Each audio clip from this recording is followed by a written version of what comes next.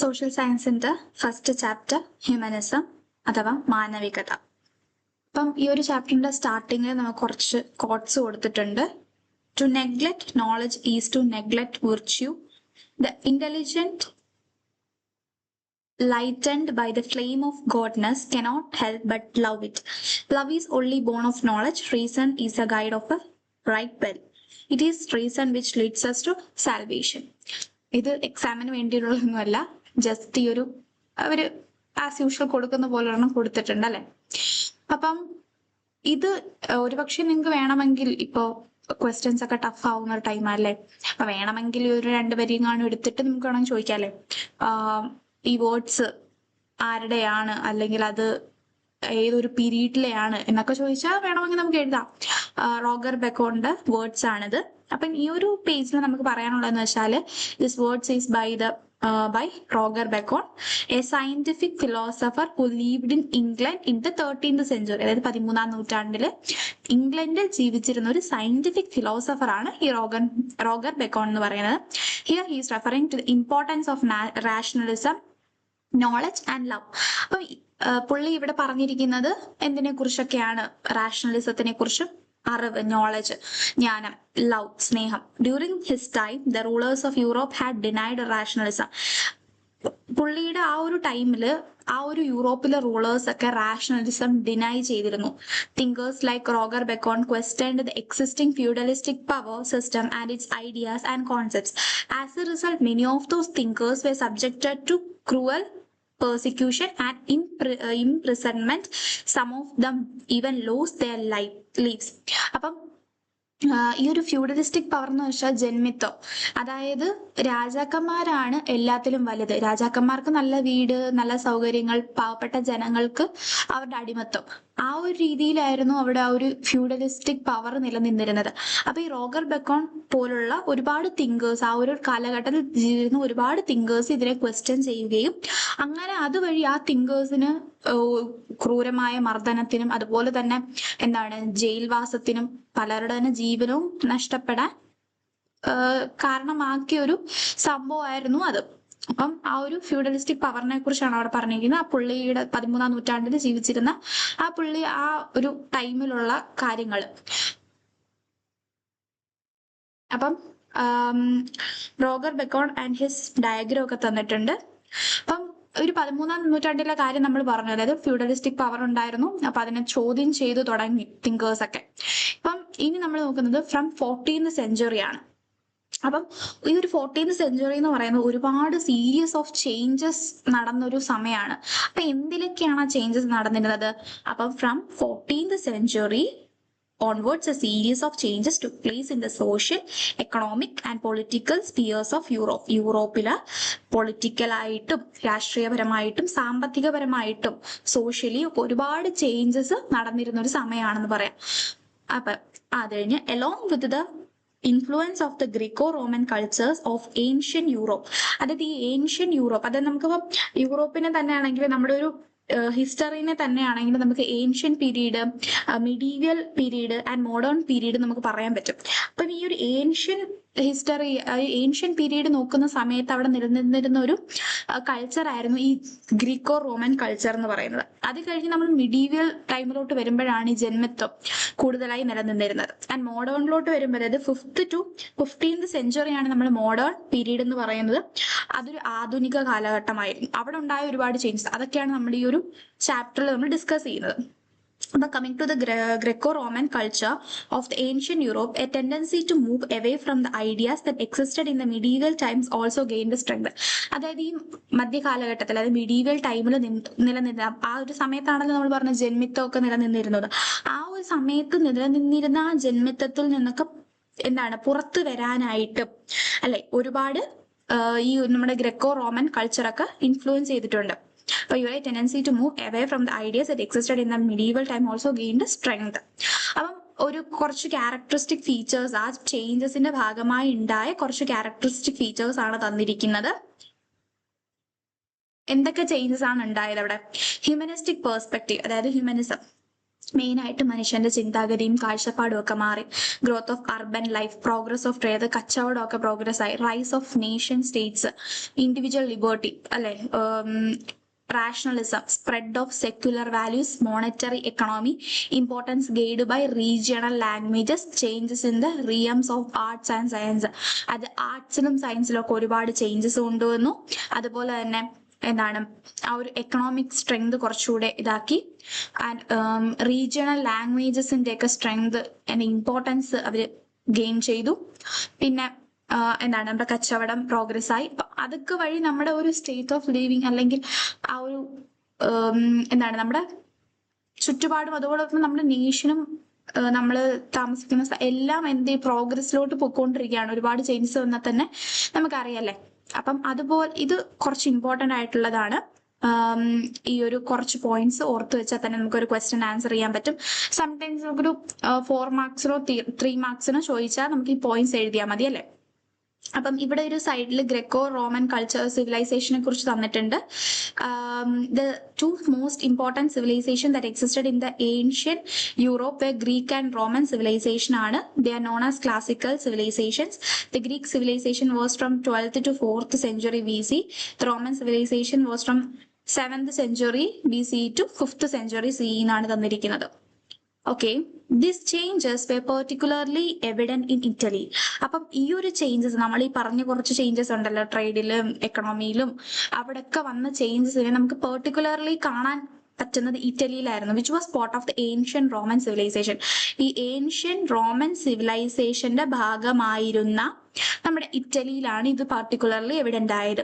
Historians termed this changes Renaissance. Renaissance is considered as a period of transformation from the medieval feudalism to the modern age. അപ്പം ഈ ഒരു ചേഞ്ചസിനെ ഈ ഉണ്ടായ ചേഞ്ചിനെ നമ്മൾ historians term ചെയ്തിരുന്നത് നവോത്ഥാനം. നവോത്ഥാനം എന്ന് വെച്ചാൽ റിനൈസൻസ്. അപ്പൊ റിനൈസൻസ് എന്ന പേര് വെച്ചാണ് ഇതിനെ പറയുന്നത്. അതായത് ഒരു ട്രാൻസ്ഫർമേഷൻ പീരീഡ്. എവിടെ നിന്ന്? മിഡീവിയൽ ഫ്യൂഡലിസം, അതായത് മധ്യകാലഘട്ടത്തിലെ ജന്മത്വത്തിൽ നിന്നും ആ ഒരു മോഡേൺ ഏജിലോട്ടുള്ള ആ ഒരു ട്രാൻസ്ഫർമേഷനെയാണ് നമ്മൾ റിനൈസൻസ് ഹിസ്റ്റോറിയൻസ് പറഞ്ഞിരുന്നത്. ഓക്കെ, നമുക്കിനി ഇറ്റലിയെ കുറിച്ച് Okay, evaluate the question കണ്ടു. Evaluate the significance of the statement that the Renaissance was a period of transition from the medieval to the modern. അപ്പൊ നമുക്ക് എന്ത് എഴുതാൻ പറ്റും? ആ ഒരു കുറച്ച് പോയിന്റ്സ് എഴുതാൻ പറ്റും. 13th centuryയിൽ എന്തൊക്കെ നിലനിന്നിരുന്നു, അത് കഴിഞ്ഞ് 14th centuryയിലോട്ട് വന്നപ്പോൾ എന്തൊക്കെയാണ്, അവിടെ നിന്നും നമ്മൾ റിനൈസൻസിലോട്ട് എത്തിപ്പെട്ടത്, ആ ഒരു പോയിന്റ്സും ആ ചേഞ്ചസും അതെല്ലാം എഴുതുമ്പോൾ നമുക്ക് ഇതിനുള്ള ആൻസർ ആയി. Why Renaissance in Italy? എന്തുകൊണ്ട് ഇറ്റലിയിൽ ആ റിനൈസൻസ് വന്നു അല്ലെ? എവിഡന്റ് ആയിട്ട് നമുക്ക് കാണാൻ പറ്റുന്നത് ഇറ്റലിയിലാന്ന് പറഞ്ഞു. അപ്പൊ identify the states that existed in the medieval Italy. ഒരു ഇറ്റലിയുടെ നമുക്ക് ഗ്രാഫ് ഒക്കെ തന്നിട്ടുണ്ട്, അല്ല മാപ്പ് തന്നിട്ടുണ്ട്. Cities in Italy's were different from the rest in Europe. അപ്പം യൂറോപ്പിലുള്ള സ്ഥലങ്ങളിൽ നിന്നും ഒരുപാട് വ്യത്യസ്തമാണ് ഇറ്റലിയിലുള്ള സിറ്റീസ് എന്ന് പറയുന്നത്. അതിനുള്ള കാരണം തന്നെ they were more independent, wealthy and dynamic. കാരണം ഇവരെന്താണ് കുറച്ചുകൂടെ ഇൻഡിപെൻഡന്റ് ആണ്, സാമ്പത്തികപരമായിട്ടും അവര് ഒരുപാട് മുന്നിലാണ്, ഇൻഡിപെൻഡന്റ് ആണ്, ഡൈനാമിക് ആണ്. Traders in these cities were well aware about banking and insurance. അപ്പൊ ഈ ഒരു സിറ്റിയിലുള്ള കച്ചവടക്കാരൊക്കെ കുറച്ച് വിവരമൊക്കെ ഉള്ളതാണെന്നാണ് നമുക്ക് പറയാൻ പറ്റുന്നത്. അതായത് ബാങ്കിങ്ങിലും ഇൻഷുറൻസിലും ഒക്കെ ഒരു ഐഡിയ ഉള്ള അതിനെക്കുറിച്ചൊക്കെ അവെയർ ആയിട്ടുള്ള ആൾക്കാരാണ് അവിടുത്തെ traders. Some of them had expertise in technical matters of trade such as bookkeeping. Many of them had become extremely wealthy through trades. അപ്പൊ ഒരുപാട് പേര് ഈ ഒരു കച്ചവടത്തിലൂടെ ഒരുപാട് വെൽത്തി ആയിട്ടുള്ള ആൾക്കാരും ഈ ഒരു സിറ്റിയിൽ ഉണ്ടായിരുന്നു. അപ്പൊ കുറച്ച് സിറ്റീസ് ആണ് തന്നിരിക്കുന്നത്. ഇവിടെ നമ്മുടെ ഇറ്റലിയിലെ കുറച്ച് സിറ്റീസ് ആണ്: Milan, Parma, Pisa, Florence, Bologna, Venice. Okay, അവിടെ ഒരു ബുക്ക് കീപ്പിംഗ് എന്ന് പറയുന്ന വാക്ക് തന്നായിരുന്നു അല്ലെ. Detailed recording of the income and expenditure of the establishment on a daily basis is called book keeping. Book keeping is first step of accounting. അതായത് നമ്മള് ദൈനംദിന ചെലവുകളെല്ലാം ഇപ്പൊ അല്ലേ നമ്മൾ ഒരുപാട് കാണുന്നത്. അപ്പൊ പണ്ടൊക്കെ ഉണ്ടോ നമുക്ക് ആലോചിക്കുമ്പോൾ അറിയത്തില്ല. പക്ഷെ അവിടെ അതുണ്ടായിരുന്നു. അത് തന്നെയായിരുന്നു അവരുടെയൊക്കെ ഒരു സാമ്പത്തിക വളർച്ചയുടെ അടിസ്ഥാനപരമായ കാര്യം എന്ന് പറയുന്നുണ്ട്. ഓക്കെ,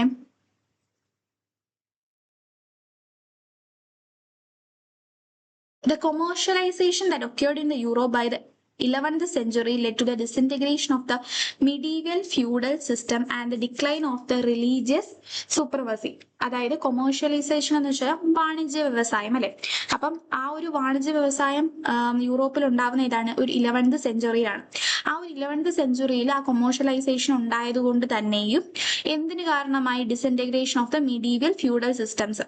അതായത് മധ്യകാലഘട്ടത്തിൽ നിലനിന്നിരുന്ന ആ ഒരു ജന്മത്വത്തിനെ നമുക്ക് ഡിസന്റഗ്രേറ്റ് ചെയ്യാൻ പറ്റി. എന്തിന്? കൊമേഴ്ഷ്യലൈസേഷന്. അതുപോലെ തന്നെ ആ ഒരു റിലീജിയസ് സുപ്രമസി എന്ന് പറയുമ്പോഴത്തേക്കും എന്താണ് വരുന്നത്? അതായത് നമ്മുടെ ആ ഒരു മതേതരത്വം അല്ലെങ്കിൽ മതപരമായ രീതിയിൽ നമ്മളെ ലീഡ് ചെയ്യുക, അതൊക്കെ ഇല്ലേ, അതൊക്കെ അവർക്ക് നമുക്ക് ഡിക്ലൈൻ ചെയ്യാൻ പറ്റി ഇതുവഴി, കൊമേഴ്ഷ്യലൈസേഷൻ വഴി. This led to the emergence and domination of the new wealthy class. ഇതുവഴി നമുക്ക് പുതിയ സാമ്പത്തികപരമായ ഒരു വെൽത്തി ക്ലാസ്സിനെ നമുക്ക് വരവേൽക്കാനും പറ്റി. അവരുടെ ഡോമിനേഷനും വന്നു. As a result several wealthy families also emerged in Italy. ഇതുവഴി ഇറ്റലിയിൽ ഒരുപാട് സാമ്പത്തികപരമായിട്ടുള്ള ഫാമിലീസ് ഒക്കെ വന്നു. They demand a share in the political power. അവര് അതോടൊപ്പം തന്നെ ഒരു പൊളിറ്റിക്കൽ പവറിൽ അവരുടെ ഷെയറും അവർ ഡിമാൻഡ് ചെയ്യുകയും ചെയ്തു. അപ്പൊ അങ്ങനെ വന്ന കുറച്ച് ഫാമിലീസും കുറച്ച് സിറ്റീസും, അവർ ഏത് സിറ്റീസ് ബിലോങ് ചെയ്തിരുന്നു എന്നാണ് തന്നിരിക്കുന്നത്. മെഡിസി എന്ന് പറയുന്ന ഒരു ഇറ്റാലിയൻ ഫാമിലി ഫ്ലോറൻസിൽ എന്ന സിറ്റിയിലാണ്. സ്ഫോർസ എന്ന് പറയുന്ന Italian family belongs to Milan. And Farnese എന്ന് പറയുന്ന Italian family belongs to Parma. And Orsini belongs to city Naples. And Visconti belongs to Milan. അപ്പം ഇറ്റാലിയൻ ഫാമിലീസും സിറ്റീസും ക്ലിയർ ആണല്ലോ. The crusades that took place during the medieval period facilitated cultural exchange between the East and the West. അതായത് ഈസ്റ്റും വെസ്റ്റും തമ്മിലുള്ള ഒരു exchange facilitate ചെയ്തിരുന്നത് medieval പീരീഡിൽ ആരായിരുന്നു? ക്രൂസൈഡ്സ് ആയിരുന്നു. ക്രൂസൈഡ്സ് എന്ന് വെച്ചാൽ ഈ സൈഡ് തന്നിട്ടുണ്ട്. The war fought between the believers of Islam and Christianity over ജെറുസലേമിന് വേണ്ടിയിട്ട് ഇസ്ലാംസും അതുപോലെ തന്നെ ക്രിസ്ത്യാനിറ്റിയും നടത്തിയ ആ ഒരു യുദ്ധത്തിനെയാണ് എന്തെന്ന് പറയുന്നത്? Which was considered a holy land by both are known as a crusades. അതിനെയാണ് നമ്മൾ ക്രൂസൈഡ്സ് എന്ന് പറയുന്നത്. ജെറുസലേമിനെയാണ് അവിടെ ഹോളി ലാൻഡ് എന്ന് പറഞ്ഞിരിക്കുന്നത്. The crusades that took place from the 11th to 13th century had a profound impact on the political, social and economic lives in the both Europe and Asia. അപ്പം political impact ഉണ്ടായിരുന്നു, socially and economically അല്ലേ. Okay, that's about crusades. അപ്പൊ crusades എന്താണെന്നറിയാൻ വേണ്ടിയാണ് നമ്മൾ വായിച്ചത്. അപ്പൊ നമ്മൾ ക്രൂസൈഡ്സിനെ കുരിശികൾ അങ്ങനെ ഒരു ഇത് പറയാറുണ്ട്. And Italian cities got acquainted with the culture, cities and the lives of the people in the Eastern world. This accelerated the growth of Italian cities as a result of trade links with the Islamic Empire and the Byzantine Empire. Enormous wealth flowed into the Italian cities.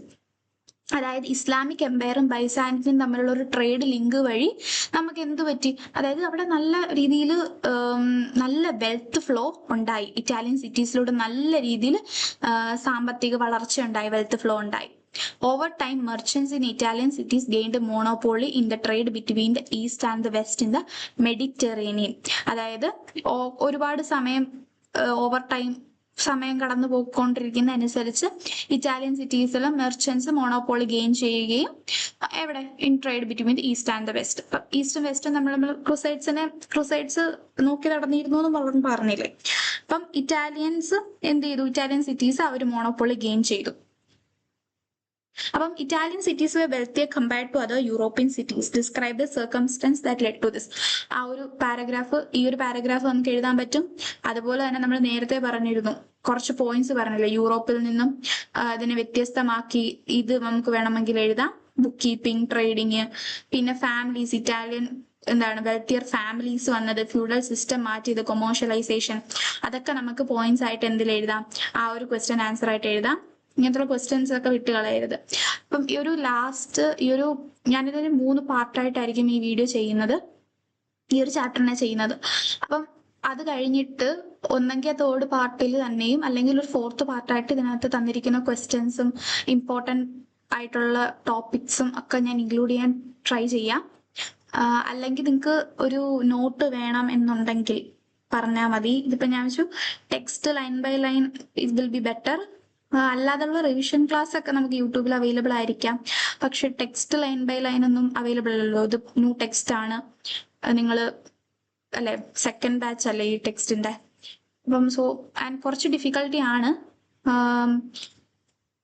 അത് പറഞ്ഞാൽ മതി not വേണമെങ്കിൽ. അപ്പൊ ഞാനിങ്ങനെ കുറച്ച് short ആക്കിയിട്ട് ക്വസ്റ്റ്യൻസും ആൻസേഴ്സും കൂടി ഉൾപ്പെടുത്തിയിട്ട് വേറെ നോട്ട് ചെയ്യാം. അപ്പം coming back to our chapter, the bubonic plague which erupted in the mid 14th century severely affected the Italian cities. അപ്പം ഒരു പ്ലേഗ് നമ്മൾ പല ചാപ്റ്ററുകളിലും കുറെ നാള് നമ്മളിങ്ങനെ കേട്ടിട്ടുണ്ടല്ലേ. അപ്പം ഈ ഒരു 14th സെഞ്ചുറിയുടെ പകുതി ആ ഒരു ടൈമിലാണ് നമ്മുടെ ഇറ്റാലിയൻ സിറ്റീസിനെയൊക്കെ ഇത് എഫക്ട് ചെയ്തത്. This catastrophic event non as A black death, ഇതിനെ നമ്മൾ ബ്ലാക്ക് ഡെത്ത് എന്ന് പറയും. അതായത് കാറ്റസ്ട്രോഫിക് എന്ന് പറയുന്നത് എന്താണ്, അത്രയും നാശം വിതയ്ക്കുന്ന ഒരു ഇത്, അതാണ് പറയുന്നത് അല്ലെ. Claimed the lives of thousands, ആയിരങ്ങളുടെ ജീവൻ എടുത്തു. Resulting in a severe shortage in labour. അപ്പം ആൾക്കാർ മരണപ്പെടുന്നു. അതുപോലെ തന്നെ ഈ ഒരു പ്ലേഗ് വന്നു, അവിടെ ലേബറിന് ഷോർട്ടേജ് വരുന്നുണ്ട്. Consequently this paved the way for the decline of the medieval feudalism that was heavily reliant on the agriculture sectors. അതുവഴി എന്ത് പറ്റുന്നുണ്ടെന്ന് വെച്ചാൽ നമ്മുടെ ആ ഒരു ജന്മിത്വം ഒക്കെ നിലനിന്നിരുന്നത് അഗ്രികൾച്ചർ സെക്ടേഴ്സിലൊക്കെ നിലനിന്നിരുന്ന ആ ഒരു ജന്മിത്വം അവിടെ ഡിക്ലൈൻ ആവുന്നുണ്ട് കേട്ടോ. Okay. Furthermore, it facilitated the emergence of the new commercial middle class. അത് കഴിഞ്ഞിട്ട് അവിടെ ഒരു പുതിയൊരു കൊമേഴ്ഷ്യൽ മിഡിൽ ക്ലാസിന്റെ വരവിന് കാരണമായി. When traditional medicines failed to fight the plague, people began to explore the medical science of ancient Greece and Rome. അതായത് നമ്മുടെ ട്രഡീഷണൽ ആയിട്ടുള്ള മെഡിസിൻസ് ഈ പ്ലേഗിനെ തോപ്പിക്കാൻ പറ്റാതെ ആയപ്പോൾ പീപ്പിൾസ് എന്ത് ചെയ്തിട്ടുണ്ട്, ആ ഒരു ഏൻഷ്യന്റ് പഴയ ഗ്രീസിന്റെയും റോമിന്റെയും ഒക്കെ ആ ഒരു മെഡിക്കൽ സയൻസ് എക്സ്പ്ലോർ ചെയ്ത് അത് ട്രൈ ചെയ്തിട്ടുണ്ട്. The terrors of the plague prompted human beings to contemplate the fleeting nature of life, seek wellness and focus on their own well-being. This introspection paved the way for the emergence of humanism. അതായത് ഈ ഒരു plague ഒരുപാട് മാറ്റങ്ങൾ കൊണ്ടുവന്നു അല്ലെ human ബീയിങ്സിന്.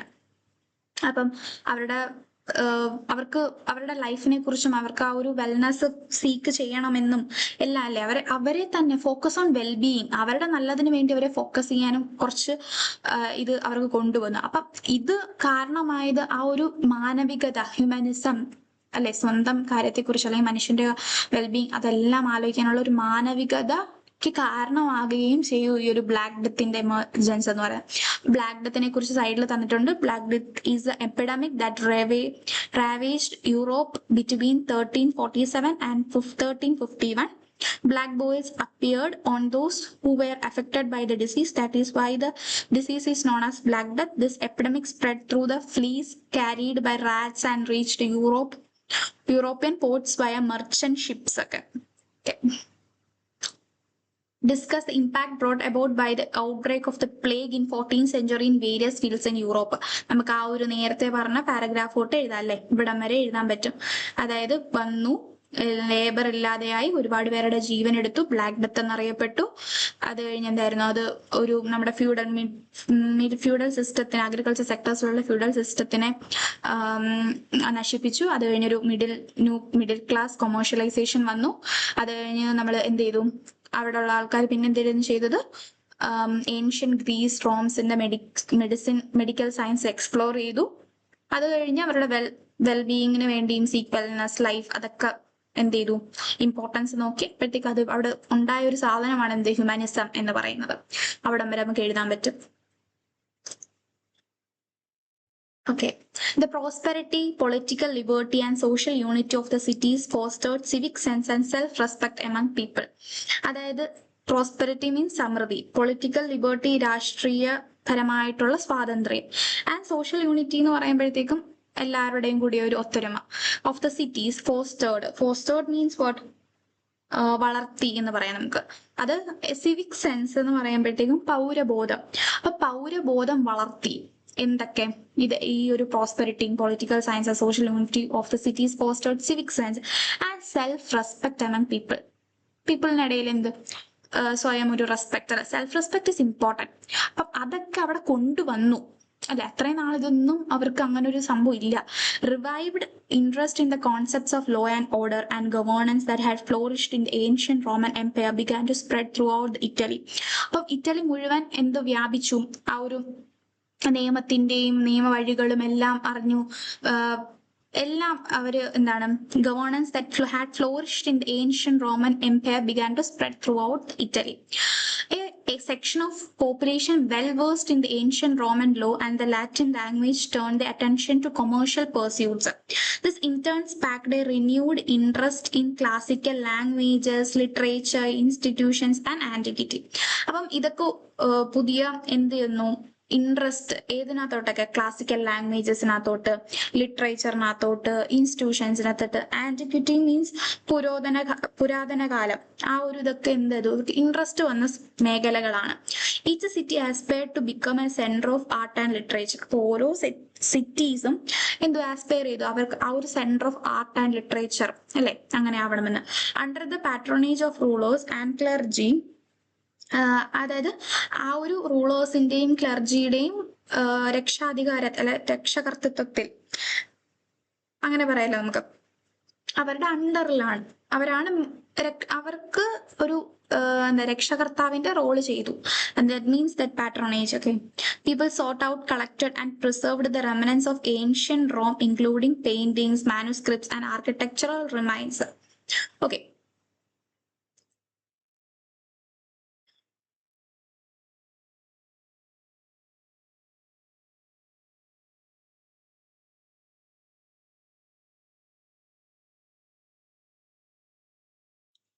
The rulers realized that rather than waging wars, commissioning grand buildings and fostering arts and literature would be better way to leave the lasting legacy in the minds of the people. അതായത് ഈ ഒരു rulers തിരിച്ചറിഞ്ഞു, എന്തായത് ഈ ഒരു യുദ്ധം നടത്തുന്നതും അല്ലാതെ എന്താണ് വേറൊന്നുമല്ല വേണ്ടുന്നത്, അവിടെ വേണ്ടുന്നത്, അല്ലെങ്കിൽ അവർക്ക് ആ ഒരു പൈതൃകം, അവരുടെ എന്താണ് പീപ്പിളിന്റെ മനസ്സിൽ അവർക്കൊരു സ്ഥാനം ഉണ്ട്, ആ ഒരു ലെജസി കീപ്പ് ചെയ്യണമെങ്കിൽ എന്തൊക്കെയാണ് അവിടെ വളർത്തിക്കൊണ്ട് വരേണ്ടത്, that is art and literature എന്ന് അവർ മനസ്സിലാക്കി. Wealthy patrons beautified the parish churches. അവരുടെ പാരിഷ് ചർച്ചസ് ഒക്കെ വെൽത്തി ആയിട്ടുള്ള പാട്രോൺസ് എന്ത് ചെയ്തു, അവര് നല്ല ബ്യൂട്ടിഫൈ ചെയ്തു. And actively promoted the construction of monasteries, nunneries as well as cathedrals. In Italian cities such as Florence, Milan, Rome and Venice, patronage of the arts was considered a civic responsibility. അതായത് ഈ ഒരു കുറച്ച് സ്ഥലങ്ങളിൽ ഒരു civic responsibility പോലെയാണ് അവർ അതിനെ ഏറ്റെടുക്കുന്നത്. In 1453 the Ottoman Turks conquered Constantinople, the capital of the Eastern Roman Empire. അതായത് ഈസ്റ്റേൺ റോമൻ എംപയറിന്റെ ക്യാപിറ്റൽ ആയ കോൺസ്റ്റാന്റിനോപ്പിളിനെ ഓട്ടോമൻ ടർക്സ് 1453 കീഴടക്കി. This city was a center of many scholars who possessed manuscripts of ancient Greco-Roman literacy works. അപ്പം ഈ ഒരു സ്ഥലം എന്ന് പറയുന്നത് ഒരുപാട് സ്കോളേഴ്സിന്റെ ഒരു സെന്റർ ആയിരുന്നു. അതായത് who possessed manuscripts of ancient Graeco Roman ലിറ്റററിയുടെ ഒക്കെ വർക്ക്സിന്റെ മാനുസ്ക്രിപ്റ്റ്സ് ഒക്കെ ചെയ്തുകൊണ്ടിരുന്ന കുറെ സ്കോളേഴ്സിന്റെ ഒരു സെന്റർ ആയിരുന്നു അത്.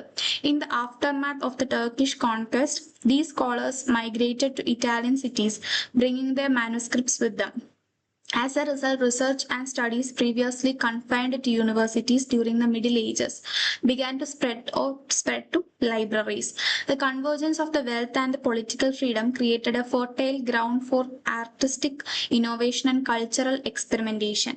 അതായത് ഒരു the convergence of wealth and political freedom, അവിടെ സാമ്പത്തികപരമായിട്ടും അതുപോലെ തന്നെ ആ ഒരു പൊളിറ്റിക്കൽ ഫ്രീഡം, രാഷ്ട്രീയ സ്വാതന്ത്ര്യം വന്നപ്പോഴത്തേക്കും created a fertile ground for the artistic innovation. അതൊരു എന്താണ് നമ്മുടെ ആർട്ടിസ്റ്റിക് ആയിട്ടുള്ള ഇന്നോവേഷനും അതുപോലെ കൾച്ചറൽ എക്സ്പെരിമെന്റേഷനും ഒക്കെ നല്ലൊരു ഫീൽഡായി മാറി. Consequently novel ideas began to emerge in the cultural and intellectual spheres. അപ്പം പുതിയ ideas, novel ideas began to emerge വരാൻ തുടങ്ങി in the cultural and intellectual spheres. അപ്പം നമുക്ക് Constantinople, look at the map 1.2 and locate the Constantinople, discuss its geographical importance എന്ന് പറഞ്ഞിട്ടുണ്ട്. അപ്പം നമുക്ക് കോൺസ്റ്റാന്റിനോപ്പിൾ എത്ര 1453 കീഴടക്കി അല്ലെ? ആരാ കീഴടക്കിയത്? ഓട്ടോമൻ ടർക്സ് ആണ്. Assess the impact of the conquest of Constantinople Turks on the intellectual landscape of the Italy. അതെന്തൊക്കെ മാറ്റങ്ങൾ കൊണ്ടുവന്നു, അതെല്ലാമാണ് ഈ ഒരു പാരഗ്രാഫിൽ പറഞ്ഞിരിക്കുന്നത് അല്ലെ?